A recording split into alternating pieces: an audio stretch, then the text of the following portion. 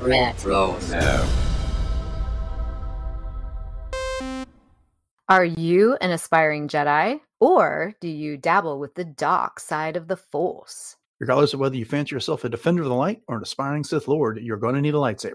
Podcast Stardust is pleased to partner with Saber Masters, the creators of high-quality, durable, and affordable lightsabers. Saber Masters is preparing to launch the Ultimate Lightsaber 2.0, and right now you can get 2 for the price of 1. So, check out the link in our show notes and go get your Ultimate Lightsabers from Saber Masters. And don't forget to use our referral code Stardust to save $10 at checkout. And each purchase using our referral code helps support Podcast Stardust.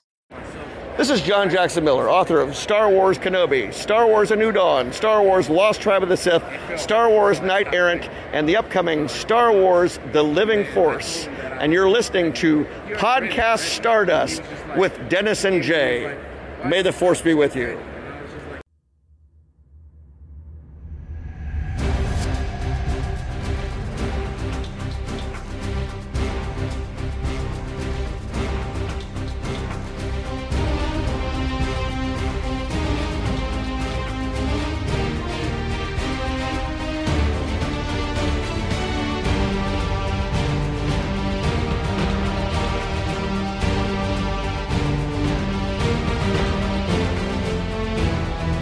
Welcome to Podcast Stardust. This is the fully armed and operational podcast dedicated to Star Wars news, reviews, and discussion. I'm Dennis Keithley.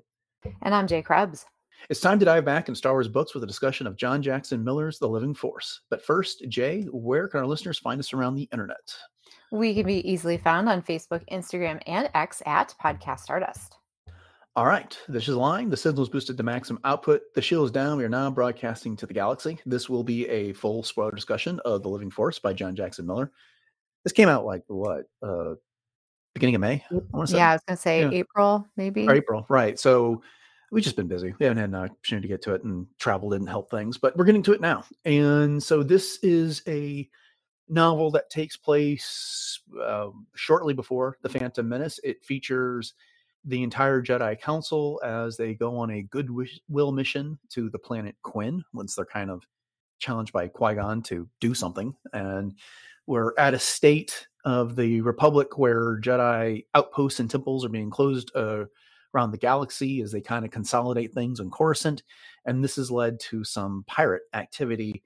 And then we have a character who is our villain named Zalastra that kind of seeks to consolidate all those pirate all these pirate organizations under her rule, and more specifically to get revenge on the Jedi for what she perceives as a past wrong.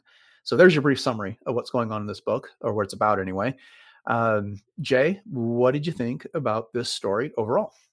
Well, my non-spoiler review before we get into the details here. This was a great book. I mean, John Jackson Miller always does such a great job of fleshing out characters. And even though these are characters that we are familiar with, as you said, they are all the members of the Jedi Council.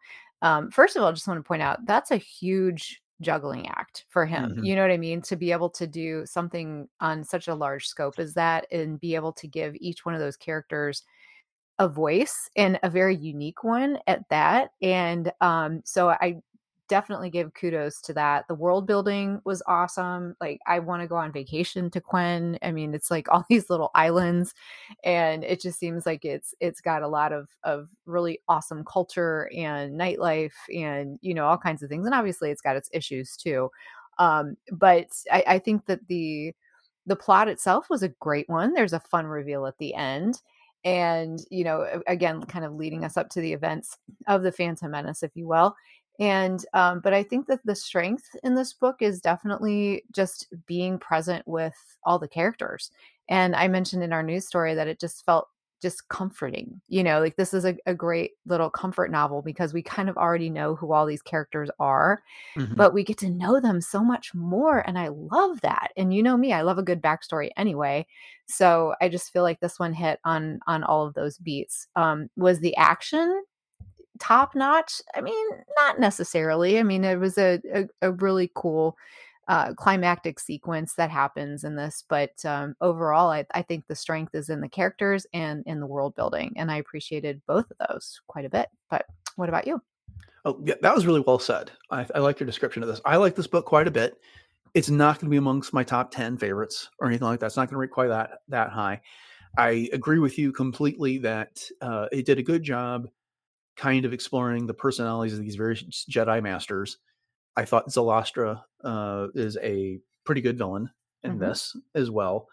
And if there was criticism, one criticism I'd have is just kind of felt like rather than giving us some good classic Star Wars action, it resorted to some other type of scenes, which, okay, might have been really cool on the screen, but it's hard to tell, hard to judge when it comes down to it.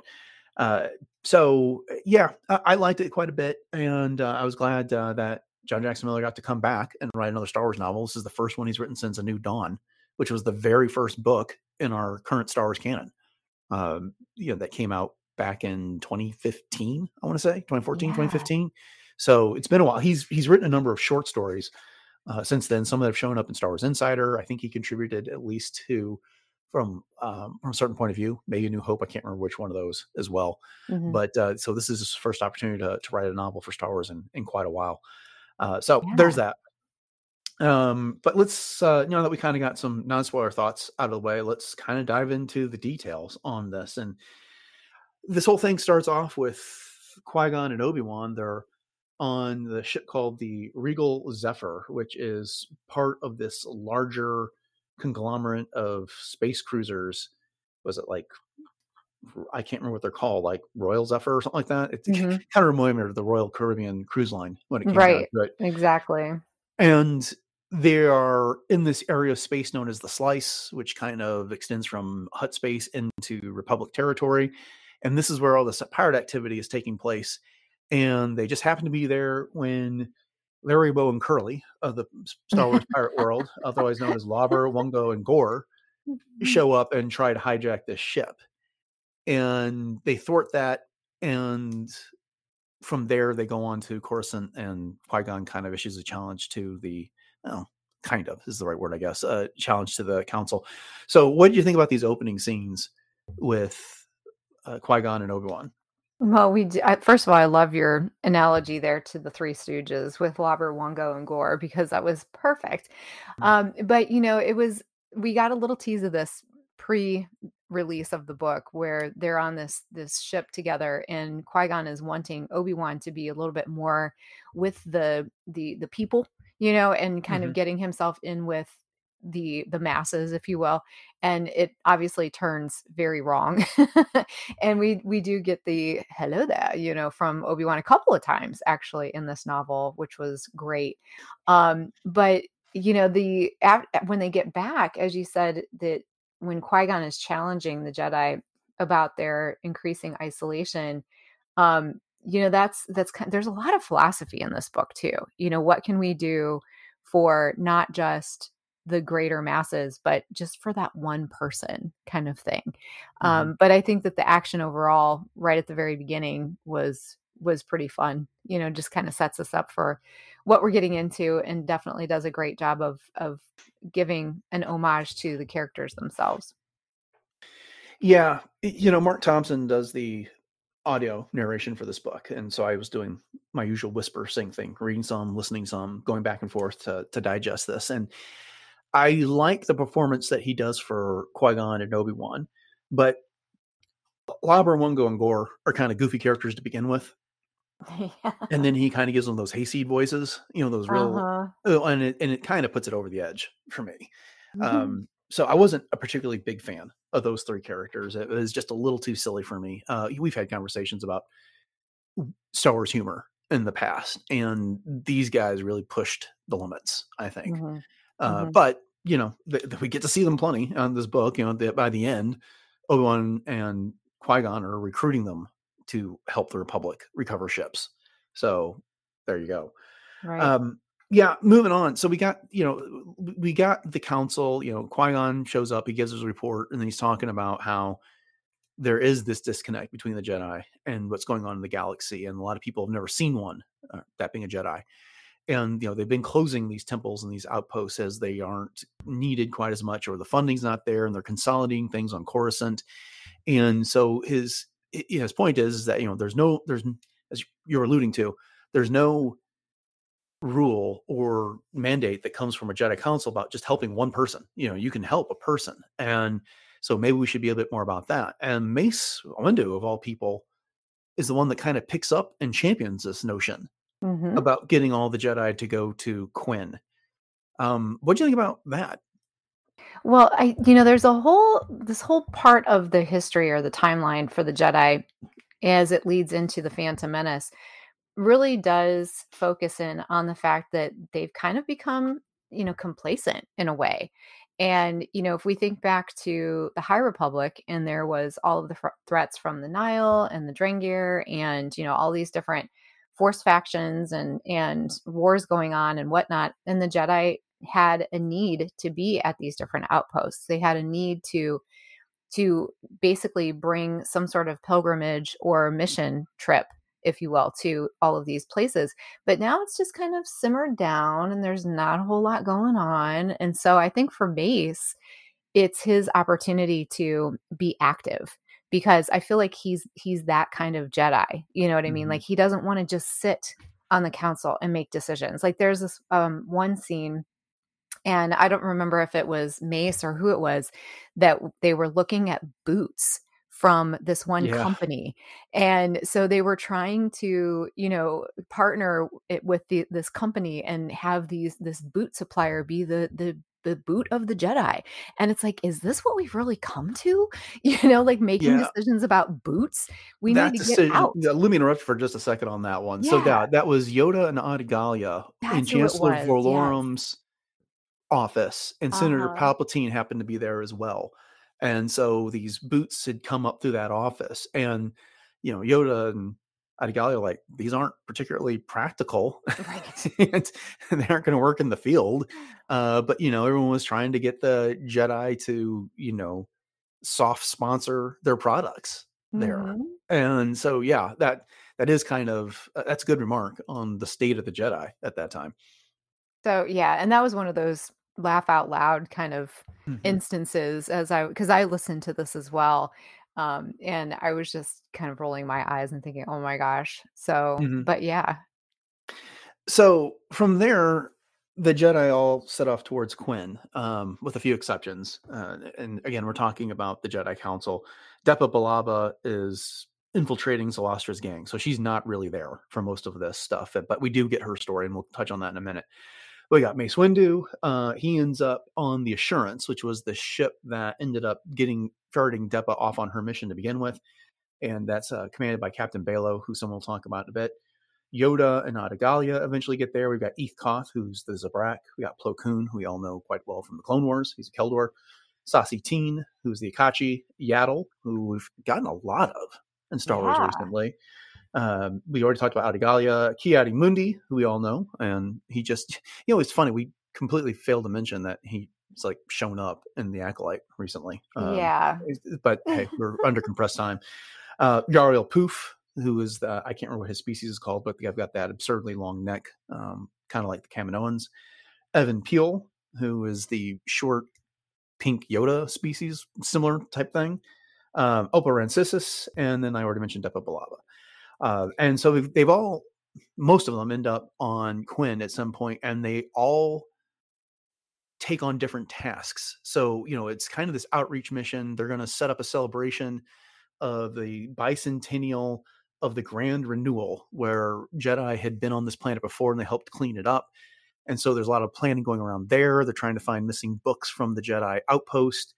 And, we got Evan Peel going off to try and reorganize the schools.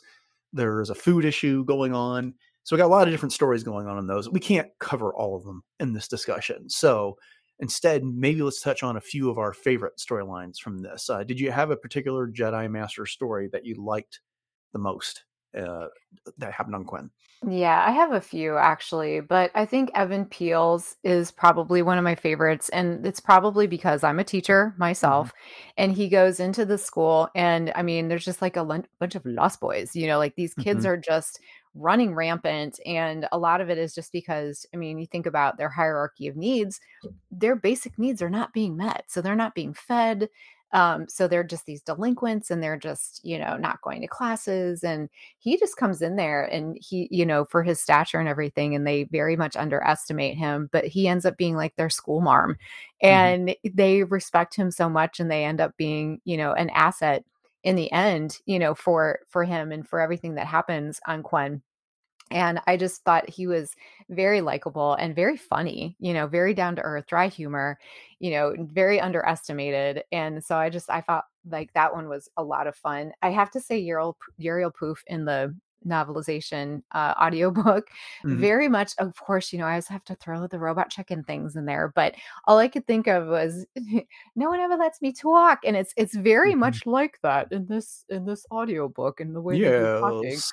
Yes. But there's these pairings between he and Mundi, and they play off of each other, and it's hilarious.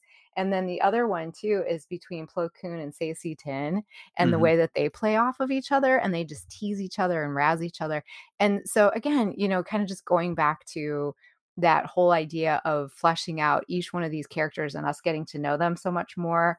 But those were probably my favorite ones. And of course, Depa Balaba as Hotwire, her little undercover mission I thought was really cool too. So I'm cheating and I'm picking a bunch of them, but those are I the would say ones you that hit were about my 8 of the 12 members of the council there, though. favorites. So, um, So what about you? yeah, same with you, though. Evan Peel, I think, was my favorite of all these. He starts off, Mark Thompson gives him that same type of accent that he had in the Clone Wars. It's just kind of like an Eastern European, Russian type of an accent. And he gets out on the streets and he walks up to one of the members of the security or the police or whatever they got going on. There's like, hey, where do I find the violence? Yes. He's like, If I want to lead get the knocked in the way. skull, where do I go? And Yeah. so, so the first person's like, you want what? And walks off like, I don't get paid enough for this. And then he finds someone else who kind of points him to the rough area of town, and that's where he finds the schools. And he impresses the kids by using his lightsaber and the Force, and then kind of gets them organized. I like that quite a bit. I thought he was a good character. I was a little concerned that we were going to get like these kids organized and then they were going to be like the warriors that help everything out in the end. So I was a little thankful that although they helped, that wasn't the case Right. I on that, agree. because there was a lot of opportunities for this to take a bad turn. And I feel like John Jackson Miller did a good job avoiding a lot of that. I too liked Plo Koon and Sassy Teen. I think Sassy Teen has been underutilized in Star Wars Mhm. storytelling since the reboot of the canon. I remember, in Genndy Tartakovsky's Clone Wars, he had a really awesome scene in that when he leads the clone Right. troopers in a fight in space and he puts on that space armor, which is really cool. But he just hasn't had those type of opportunities since we've seen other Akachi, but he just hasn't had a lot of attention. And yeah, I mean, Yariel Poof's voice got to be a bit much for me at times because it was so slow a lot. Right. And, and he was always attempting to get the Ki-Adi-Mundi's goose, all the time, Right. teasing him and things like that. So, but Oppo Rancisis was cool as well. He was very in tune with things were going on in Quinn because he'd been there before for the Grand Renewal, same as Yaddle, who had been there as well. And so Mhm. he was very familiar with the ocean life, and he used that to his advantage in a couple of cool scenes as well. He did indeed. And we can't fail to mention, even though he's not a Jedi, the appearance of who will eventually become General Veers on the Hmm. Assurance. That Yeah. was a cool little thing to throw in there. Well, sure. Well, I was going to save him for the discussion of Mace and the Assurance, but let's go Okay. ahead and dive into that. So, they're the Jedi all like kind of head to Quinn almost individually, and Mace is checking up on Depa, or he's trying to, and so he ends up on the Assurance, which is commanded by Captain Balo, I believe Yep. it Paul is. Balo. Yeah, and what's interesting about that character is that I think it was John Jackson Miller who wrote stories about him in Star Wars Insider, and he tried to kill the Emperor Palpatine by Oh. plunging his Star Destroyer into the sun, only to have Darth Vader thwart that. Oh. And that's how he met his demise. Did not know But that. yeah, so you got Mace on there, and there's a lot of headbutting that goes on there because Balo is this old time captain who has his way of doing things, and he kind of looks at as the Jedi being interlopers who just kind of show up and take over and get in the way. And Mhm. by the end of this book, that relationship evolves. And there is this notion that perhaps it's in the Republic's best interest to assemble some sort of a navy and start training people. And Balo gets that job. That he's basically running a naval academy by the end of this. Right. So, and then of course, Maximilian Veers is one of the people that's on this ship at a very young age. And of course, he doesn't become a naval officer, he becomes a general that leads the ground forces and The Empire Strikes Back. But so yeah, what'd you think about Balo and Mace Windu's relationship with him? Well, in the audiobook, Mark Thompson definitely gives Balo a very brash, annoying kind of Crotchety. personality. Yes. And I feel that, it was maybe that particular performance could have been a little bit over the edge. Not that it was bad, but it was just very, very brash. But I think to your point, with Balo, he was definitely not a big fan of the Jedi. And I think after working with Mace, he appreciated, what Mace was doing and how he interacted with him. And so he gained a newfound respect for the Jedi, as you said, and then went on to, do all of these things with the Navy, and then, eventually probably with the Republic and everything. I didn't know that story about him trying to kill Palpatine. That's kind of funny. Mm-hmm. But then, Veers coming on, he was 13, I think, in this. And so it was not unlike the Jedi taking children in young. And that was one of the things that Balo was not a fan of, was that the Jedi were taking children so young. But then here he is with a 13-year-old kid on a starship.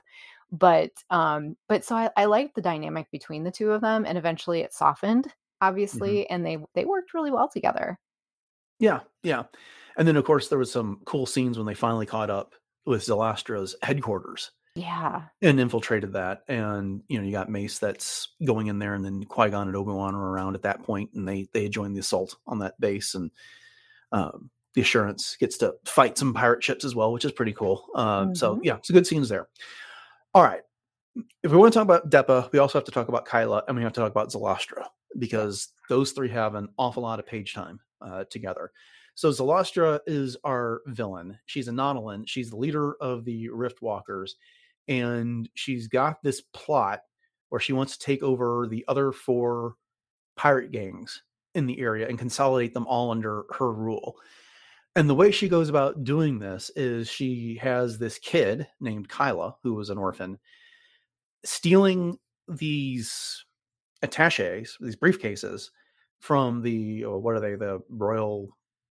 Regal Voyager line, and Royal Caribbean of the space. Yep. But these cases are provided by this cruise line, and you can set them to open by using a 5-word passphrase. And what she does is that she tricks the other pirate leaders into thinking that they've got a deal with Regal Voyager where they don't attack their ships, and in exchange they get a kickback. And then they have this meeting over holovid where they've each got their case, which was supposed to contain their share of the loot from this kickback. And then they've got their droids that all know one word of the passphrase. And when the droids each say their words in the specific sequence, 4 of the cases blow up. Basically the ones that aren't being held by Zalastra. And so that's how she kills all the leaders and manages to consolidate all the pirate power under herself. But again, she's using Kayla to sneak into the facility where these things are being kept and stored, and steals in the first place. Depa is undercover as kind of like Kyla's bodyguard and assistant in this. And this is how she kind of infiltrates Zalastra's gang as well. So there's all that. But so what did you think about that plot? I thought that was pretty clever myself. I did, yes. And it's something new and different. And it was not something that I expected at all to happen. When, as it was happening, I was like, you kind of figured it out. But, leading up to that point, the whole idea of these cases and, why are they stealing empty cases, and what is going on with this, and what is the ruse? Yes, I agree. Very clever. Right. And you've got the other thing that happened is that, Depa helped Kyla get these. She kind of had some misgivings about doing it, but she was trying to, again, infiltrate this pirate organization. And so she had all the cases in her possession, and she knew she was going to encounter Zalastra, so she had to hide her lightsaber So she hid it in one of the cases, and then she put a passcode on all 5 of them and told Zalastra, I'll give you one every day. But this basically assured that Deppa would be around for 5 days, bought her some time as she investigated everything there, which again was another pretty clever move, I think, agree. on Deppa's part. I really liked what we got to see of Deppa. I mean, we haven't had a lot of Deppa Billaba in the current canon. She showed up in Time to Die at the beginning of the Bad Batch as Kanan Jarrus's master. We got a little bit of that same scene in the Kanan comic as well. She had a much bigger role in the Mace Windu book, which its name escapes me, from Legends. Shatterpoint, thank you. But other than that, this is not a character that's had a whole lot of attention in Star Wars. So getting an active role for her here was pretty cool. Oh, I agree. And it gives a little bit more of a weight to her relationship, even with Kanan going forward. And they do hint that towards the end of the novel too, like, I might be ready for an apprentice, Padawan kind of thing. But no, I'm with you. The whole way that she infiltrated the Riftwalkers. And I do like the name of the group. And I also like Zalastra just in general, as you said, as the villain, as the baddie. She's very very memorable, and especially with her backstory and her upbringing, which I know we'll get into here in just a little bit. But yeah, right now, as a matter of fact. Good. Yeah. So okay. So Zalastra is this Nautolan, and she was also an orphan, and a Jedi came to the orphanage, and she was an orphan because her mother got killed in a mining collapse, and basically was her and 2 other kids. And it turns out it was Sifo Dyas, of all people, that showed up at the orphanage and took these 2 other children because they had force talents. Zalastra did not. So Zalastra just kind of got left behind and abandoned. And then later, Zalastra took up with the ne'er-do-wells of the galaxy, some of these pirate gangs, and she got into a fight with the Jedi. And she lost her hands in the fight, but she still managed to strangle to death the Jedi that took them. And then she had the surgeon attach the Jedi's hands to her. That was creepy. I'm not going to lie, but it was incredibly creepy. And ever since then, she's had this vendetta against the Jedi. And ultimately what she wants to do is sabotage this mission to Kwenn by putting one of these briefcase bombs underneath their platform. And then when the Jedi say the Jedi stand with you, it'll activate the bomb and explode. And then the pirates will attack Kwenn and, cause all kinds of other damage and loot the place as well. So it's a very, well, I don't know if it's but it is an elaborate plot there. But did you have any sympathy for her based on her backstory, or what did you think? I mean, I'll admit a little bit, because I mean, if you're at an orphanage and you see this person, this Jedi who is supposed to be the guardians of the galaxy and is supposed to be the heroes and save people, and then they pick and choose who they're going to save and leave you behind. Yeah, I could see where that would fester, and that would be something that, obviously Sifo Dyas probably thought that these other 2 had force abilities, and that was the reason. But as we've come to find out, Sifo Dyas is a lot more reckless than we ever maybe knew in the past, even though we knew a little bit about him from, the cloning and whatnot. So yeah, I mean, bottom line, I can see where Zalastra would have, some of that horrible feeling from that upbringing, but the way that she let it fester and then eventually became her own demise is very tragic, quite honestly. But what about you? Yeah, I mean, I had some sympathy based on what you said about her beginnings, but her vendetta was like all kinds of disproportionate. I think it was, as most villains. Yeah, but she's got a lot of cool qualities. She's big on sabacc, and she has that rigged deck, sabacc deck that had the 11 idiots, which is how they figured out that she was going to go after the Jedi Council. And so she's very clever. It's like, I can't remember exactly how the line goes at the beginning of the book. It's like, when there's, you have, in order to have like a meeting of the minds, one has to have a mind or something like that. Right. And, which is, she's finding was not happening. And she's absolutely ruthless. She's well into the pirate life and all this, as we see from everything. I absolutely loved how the Jedi thwarted her plan, though. because it was supposed to be, I think Yaddle that was supposed to issue this proclamation at the grand renewal ceremony that the Yes. Jedi stand with you, but instead it was Yoda saying, "With you, the Jedi stand." And because the words were out of order, it didn't activate the case and the They bomb. said it wrong. They said it wrong. And then, Yeah. all kinds of just chaos ensues after that. So I thought that made me smile That was when a I nice heard that, touch. because Yeah. I remember it was Depa saying, yeah, you cannot say the Jedi stand with you. And I was like, okay, so, all right, what are you going to do? And they still managed to get the line out, but it was just a great twist on that. It was. So, yeah, once again, kudos to John Jackson Miller for putting that little twist on there, for sure. We got a few minutes left, so there's a few other things I want to touch on here. The nice little twist on that, Seneschal Vo, the guy who was in charge of the Jedi outpost, had been losing books. And this is kind of ties into Eth Koth's storyline. He tracks some down to a boutique, and while he's there, figures some other things out and gets involved in other missions. And he comes to realize that he's been isolating himself too much. It's not, he was very much into the archival responsibilities of the Jedi Order, and then he realized that he needs to get out and interact with people more.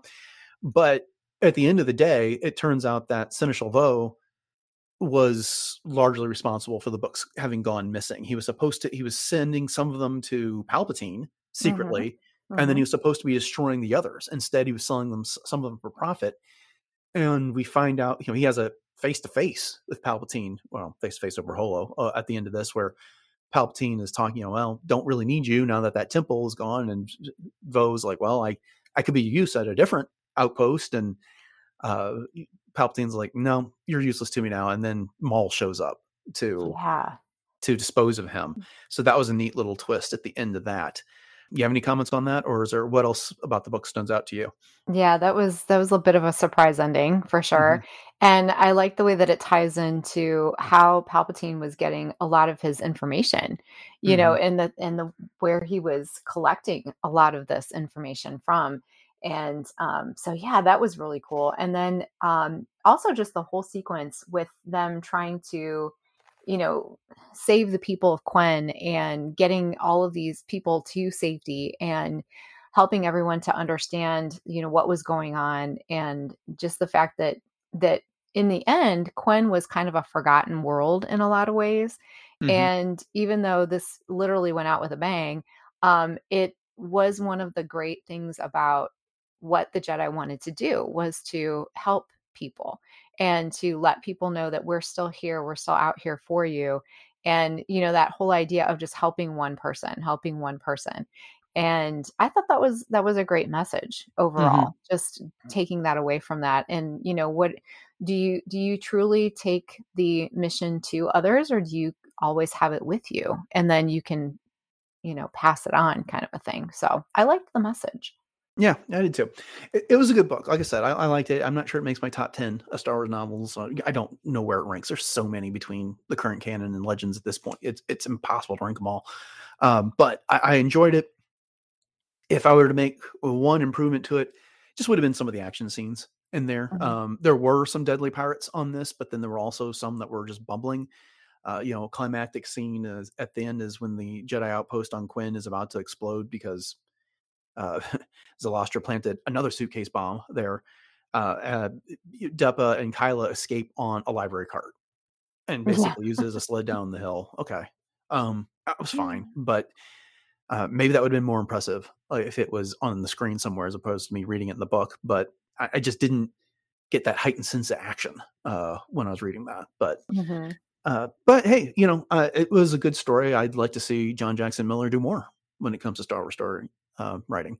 Oh, absolutely. And like I said, I'm with you with the action. It was well placed, but I really do think that the focus of this book was mostly on the characters, and that's what we got, and that's what was really fun. Indeed. All right, then. I think that'll do it for our discussion of The Living Force by John Jackson Miller. Thank you for joining us here on Podcast Stardust as we went through it. We hope you enjoyed the episode. And if you did, then please consider subscribing to Podcast Stardust on your podcatcher of choice if you haven't done so already.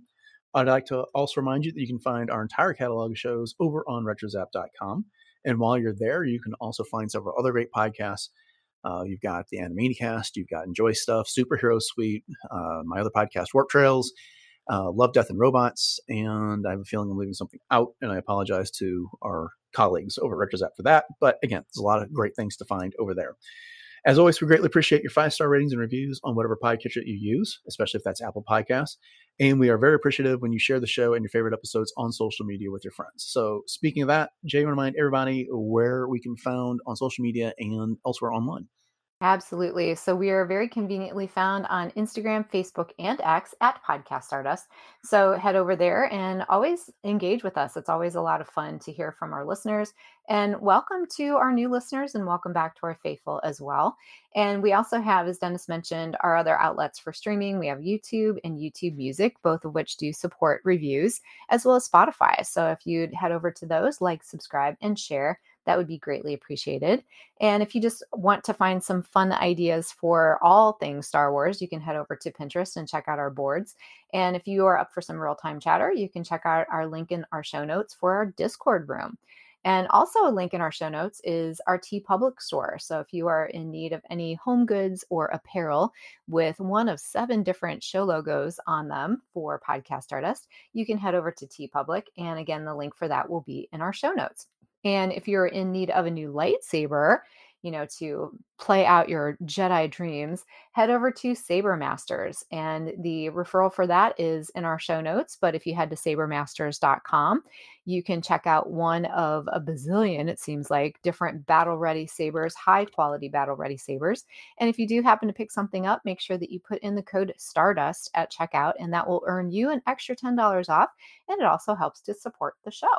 So with that, Dennis, this is the time where you want to let everybody know where they can find your past and current episodes of Warp Trails, as well as anything else you got going on. So yes, Warp Trails is the podcast devoted to Star Trek that's hosted by myself and my wife, Beth. You can find it exclusively on the RetroZap podcast feed on your podcatcher of choice.